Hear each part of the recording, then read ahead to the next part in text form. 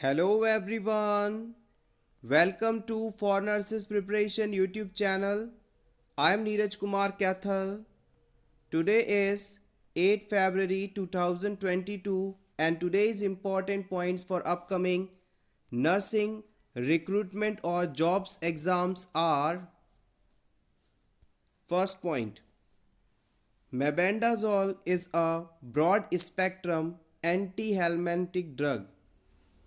Mebendazole जो है ये ब्रॉड स्पेक्ट्रम एंटी एल्मेंथिक ड्रग है। एंटी एल्मेंथिक ड्रग को आप इस प्रकार से सिंपली समझ सकते हैं कि पेट में यदि किसी के वॉर्म्स हो जाएं, कीड़े हो जाएं, तो इन्हें किल करने के लिए ये मेडिसिन इस्तेमाल की जाती है। Mebendazole is effective against mixed worm infestations, round worm, hook worm, thread worm, tape worm infestation. Mebendazole जैसा कि हमने डिस्कस किया था कि ये ब्रॉड स्पेक्ट्रम एंटी हेल्मेंथिक है। ये कई प्रकार के वर्म्स को किल करने में इस्तेमाल की जाती है। उनमें हम बात करें तो round worm, hook worm, thread worm, tape worm, इन सभी प्रकार के वर्म्स को ट्रीट करने के लिए हम इसका इस्तेमाल वाइडली करते हैं। आप चाहें तो इसका स्क्रीनशॉट ले सकते हैं, इंपॉर्टेंट है। Point number 3, mebendazole is a safe drug which does not show any toxicity. Generally mebendazole से किसी भी प्रकार की एडवर्स रिएक्शंस नहीं देखी जाती, टॉक्सिसिटी नहीं देखी जाती। Albendazole has a similar mode of action as mebendazole. Albendazole भी मेबेंडाजोल की तरह ही एक्ट करने वाली ड्रग है। Single dose of mebendazole is sufficient for worm infestation. याद रखिएगा, मेबेंडाजोल की सिंगल डोज ही वर्म्स को किल करने के लिए सफिशिएंट है।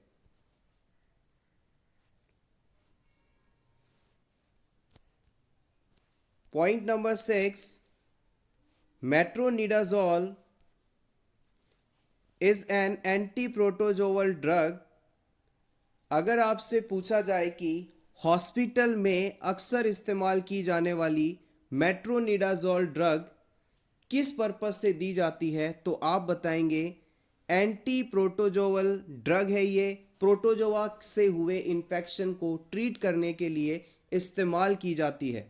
अक्सर आप डायरिया आदि के पेशेंट में इसे काफ़ी यूज़ करते हैं। Metronidazole is very effective against protozoa and amoeba histolytica, trichomonas, गिरिया lamblia and in the treatment of amoebic dysentery.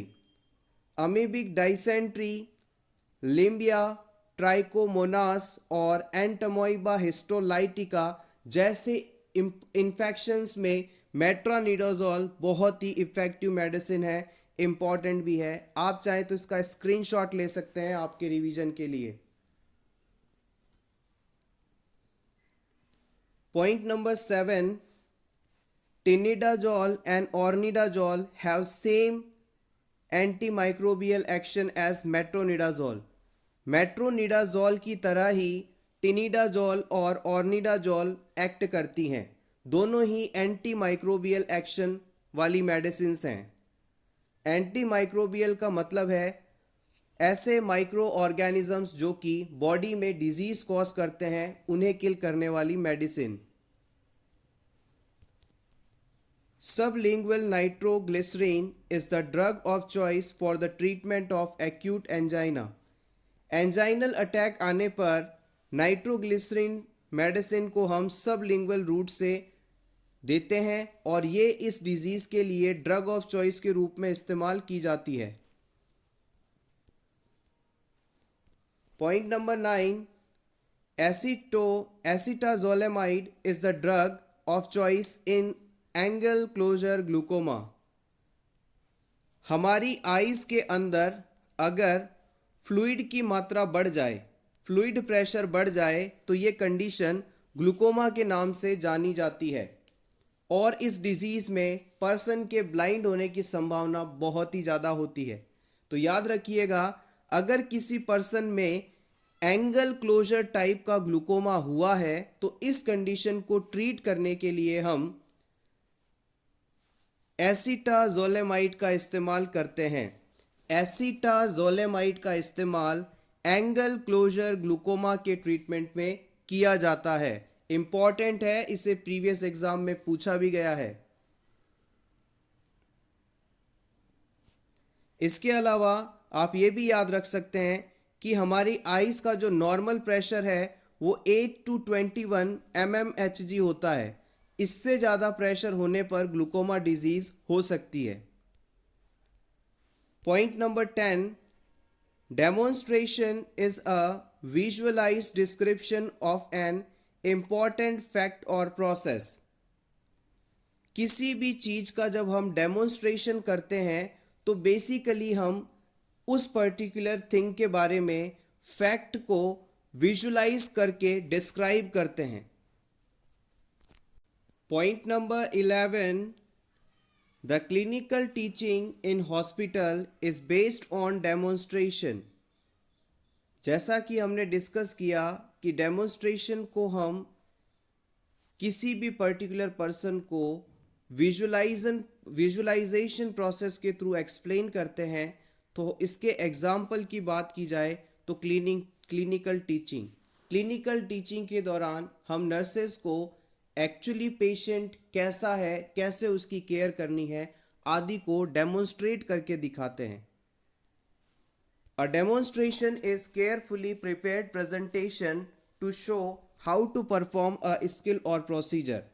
इस डेमोन्स्ट्रेशन के अंदर हम सिखाते हैं कि किस प्रकार से स्किल या प्रोसीजर को परफॉर्म किया जाता है।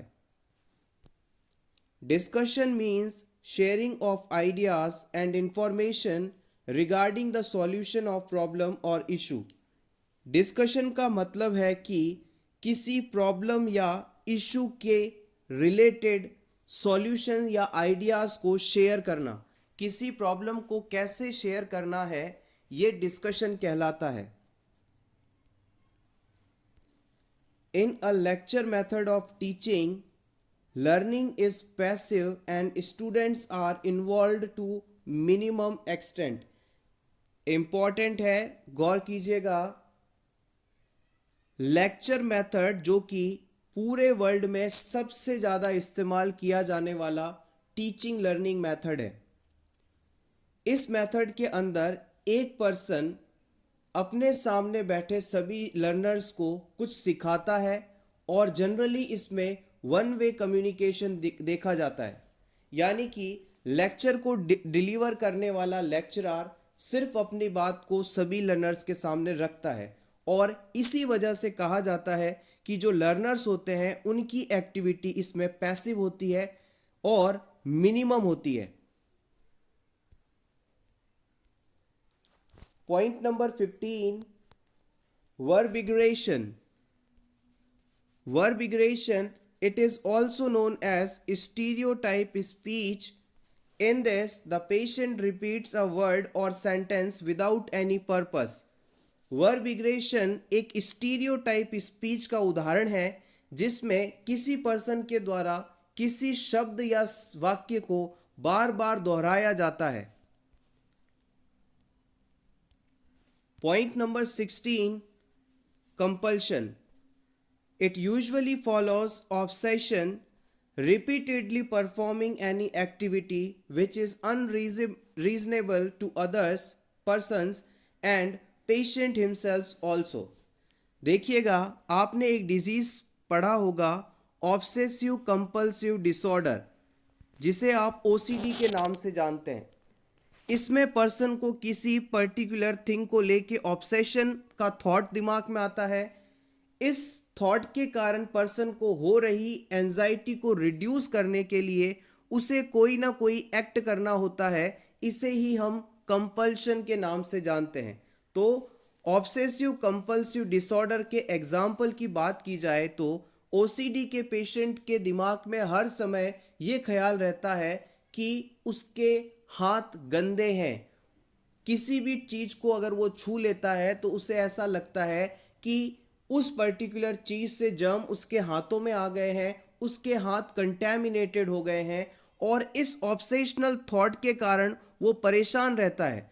और इस थॉट के कारण जो एंजाइटी उसे हो रही है उसे दूर करने के लिए वो कंपल्शन करता है, यानी बार बार जाकर अपने हाथों को वॉश करता है। यही कंडीशन ऑब्सेसिव कंपल्सिव डिसऑर्डर के नाम से जानी जाती है।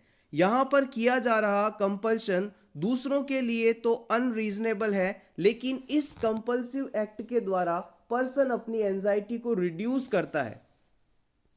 इंपॉर्टेंट है, प्रीवियसली इसे पूछा भी गया है। एग्जाम्पल के बारे में हमने डिस्कस कर लिया, washing hand repeatedly. Point number 18, negativism.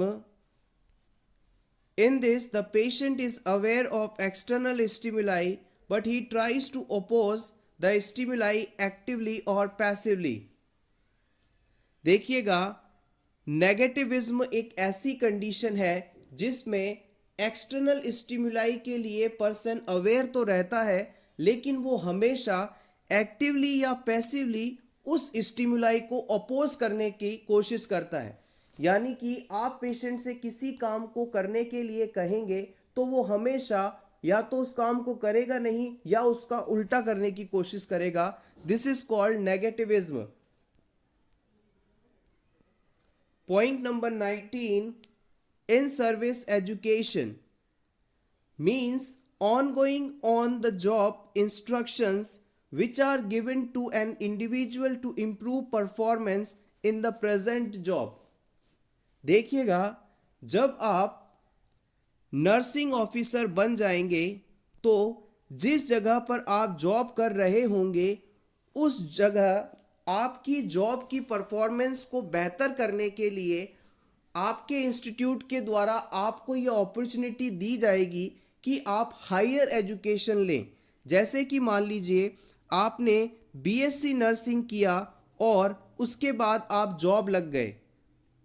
अब कुछ समय बाद इंस्टीट्यूट आपको ऑफर करेगा कि आप यहाँ से अपने काम को बेहतर बनाने के लिए एमएससी नर्सिंग कर लीजिए। इसे ही आप इन सर्विस एजुकेशन के नाम से जानते हैं।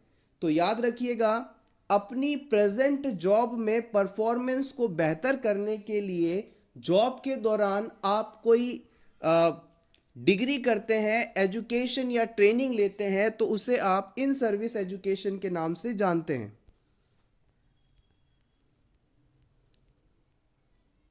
Point number 20, continuing education is defined as any extension of opportunities for training, study and reading to any person following completion of full-time school and college studies.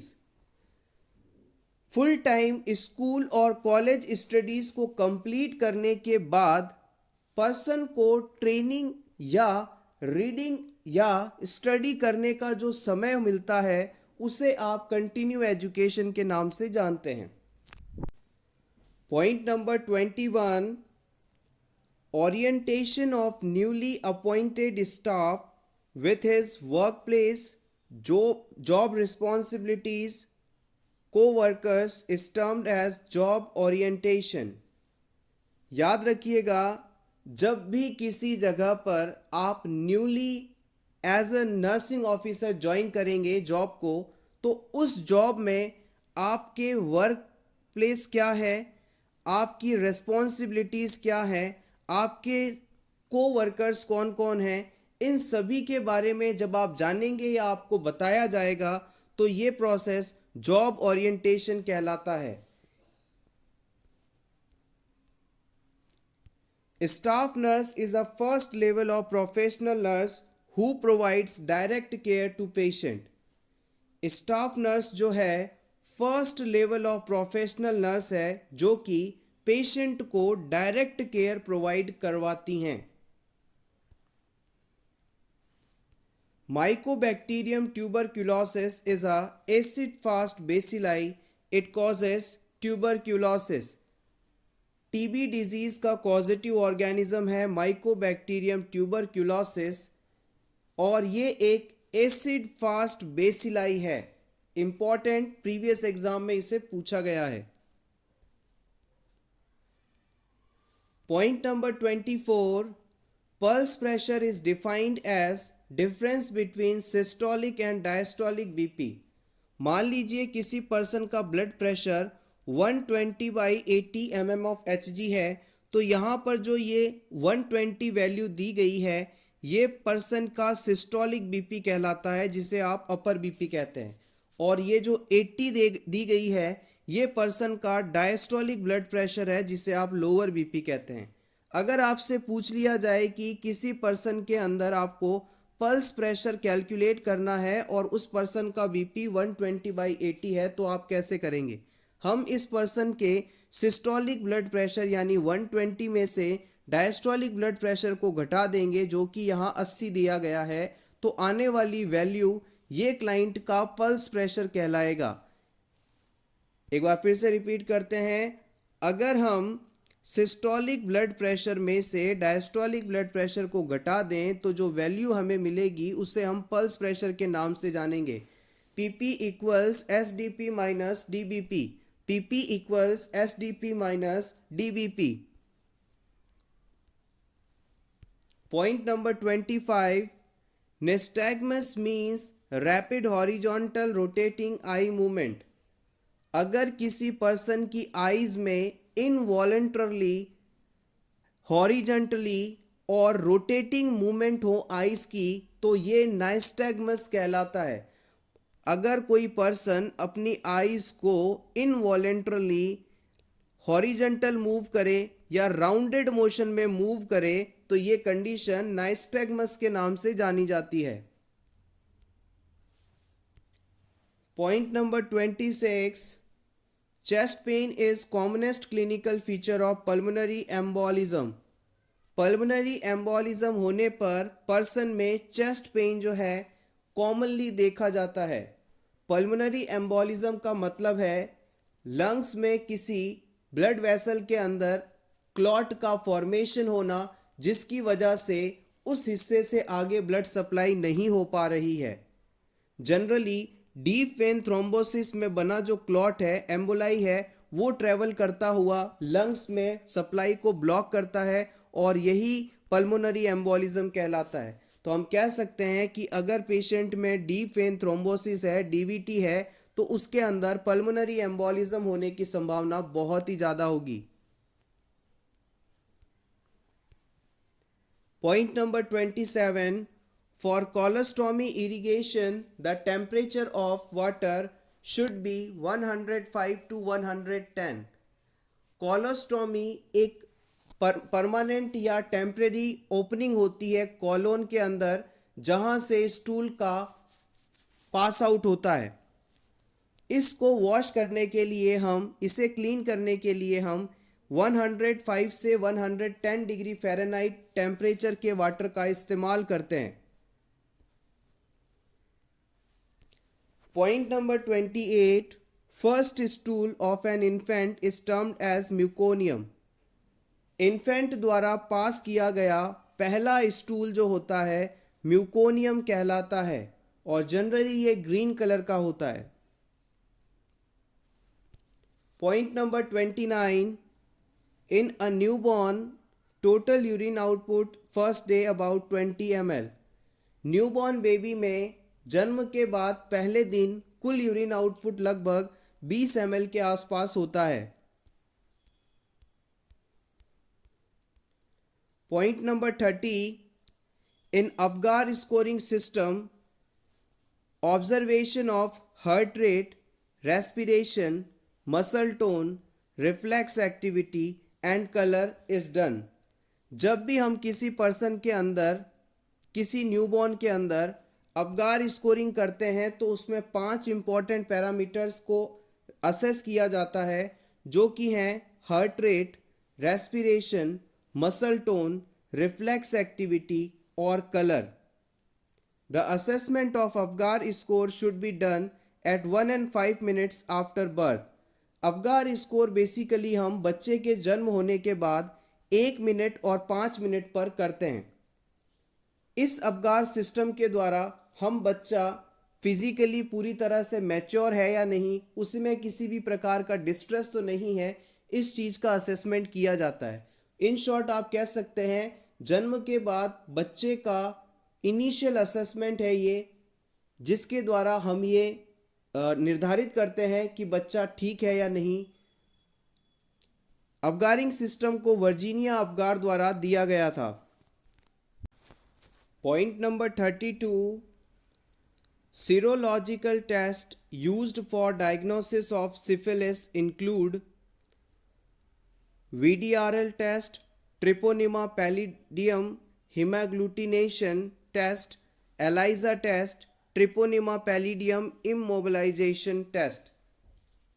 देखिएगा, ट्रिपोनिमा पैलिडियम के द्वारा होने वाला इन्फेक्शियस डिजीज़ है syphilis.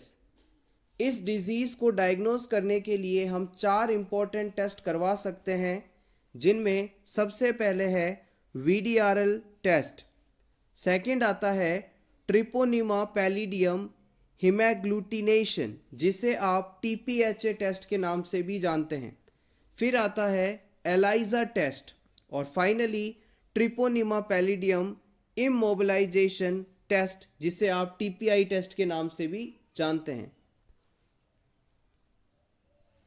Point number 33, after an ear irrigation, the patient should be placed on the affected site.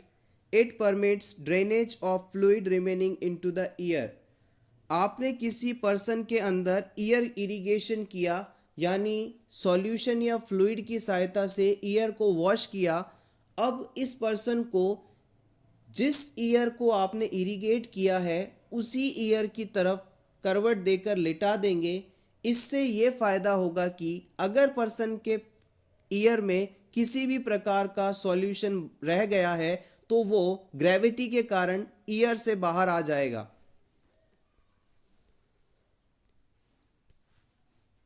Point number 34, important, mydriatic drugs use to dilate pupil. हमारी eye प्यूपिल को dilate करने के लिए जो मेडिसिन इस्तेमाल की जाती हैं उन्हें हम माइड्रियाट्रिक ड्रग्स के नाम से जानते हैं, और इसी के ऑपोजिट आई प्यूपिल को कॉन्स्ट्रिक्ट करने के लिए मायोटिक मेडिसिन का इस्तेमाल किया जाता है। Point number 35, excessive level of bilirubin in blood causes jaundice. हम सभी जानते हैं कि हमारी बॉडी के अंदर 0.2 से 1.2 mg/dl इतना लेवल ऑफ बिलिरुबिन नॉर्मल होता है, लेकिन अगर किसी पर्सन में 1.2 mg/dl से ज़्यादा बिलिरुबिन हो तो इसके कारण पर्सन में जॉन्डिस हो सकता है, जिसे आप हिंदी में पीलिया रोग के नाम से जानते हैं। Point number 36, screening of AIDS is done by ELISA test and confirmation is done by Western blot test। Important, अगर किसी पर्सन में आपको एड्स का स्क्रीनिंग टेस्ट करना है तो इसमें आप ELISA टेस्ट करेंगे, और कंफर्म करने के लिए कि हाँ इस पर्सन को ELISA टेस्ट पॉजिटिव आया है, अब हमें ये कंफर्म करना है कि वास्तव में इसे एड्स है या नहीं, तो एज अ कंफर्मेटरी टेस्ट हम वेस्टर्न ब्लॉट टेस्ट का इस्तेमाल करते हैं। CD4 cell count below 200 per mm³ increase the risk of secondary infection in an AIDS patient.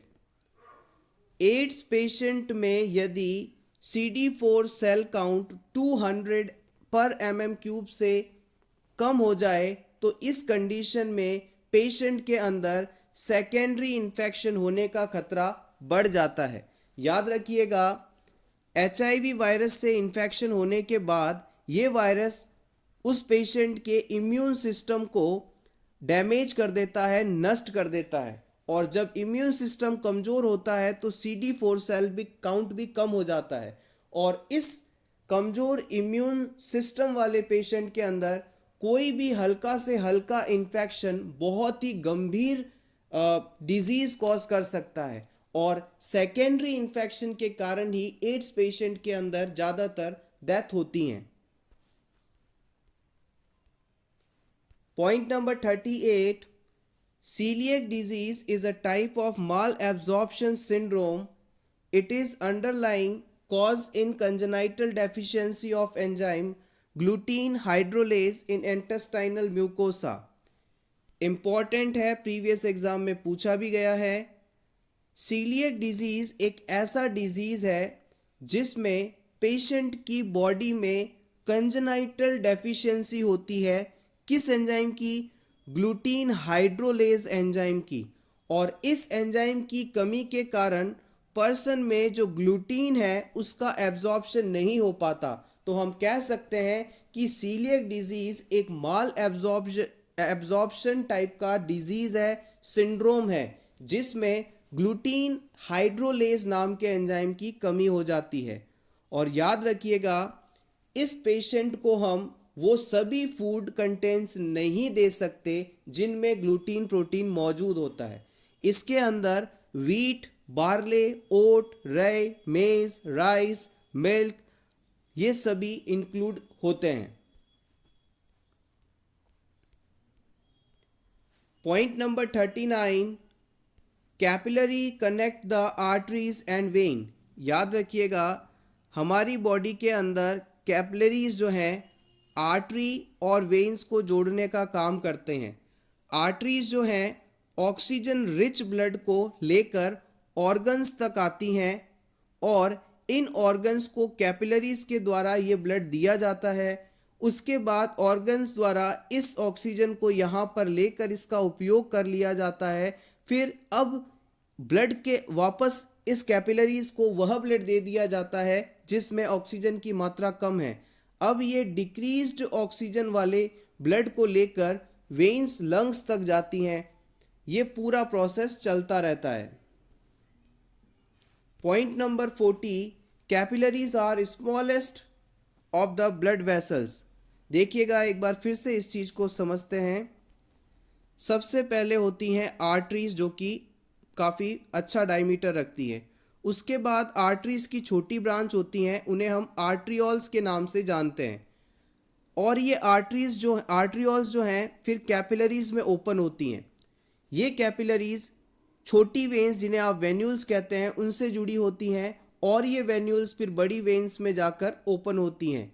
इस प्रकार से ये सीक्वेंस रहता है। तो हम कह सकते हैं कैपिलरीज जो हैं वो स्मॉलेस्ट ब्लड वेसल्स हैं, सबसे छोटी, सबसे पतली, सबसे बारीक, सबसे महीन ब्लड वेसल्स हैं, ब्लड पाइप्स हैं।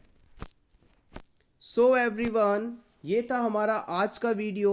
होपफुली आपको ये पॉइंट्स हेल्पफुल लगे होंगे। अगर वीडियो अच्छा लगा हो तो प्लीज़ वीडियो को लाइक कर दीजिएगा और इसी तरह के और वीडियोस देखने के लिए for nurses preparation YouTube channel को ज़रूर सब्सक्राइब करें। Best of luck.